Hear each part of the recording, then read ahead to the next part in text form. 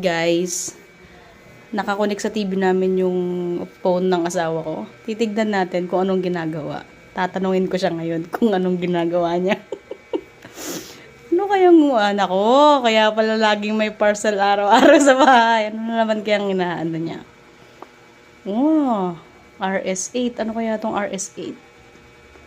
Ayan guys, tignan niyo naman. Di ko alam kung anong inaano niya eh. Ah, parts ng motor. Tama ba? Oh, diba? Oh, ikaw pa lang sila rin, kaya maraming parcel na dumadating. Tatanungin ko ngayon kung ano yung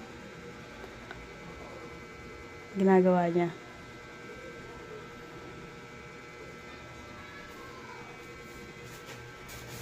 Eric, ginagawa mo? Wala. Ha? Wala. Ano wala? Wala. Nag-Facebook lang.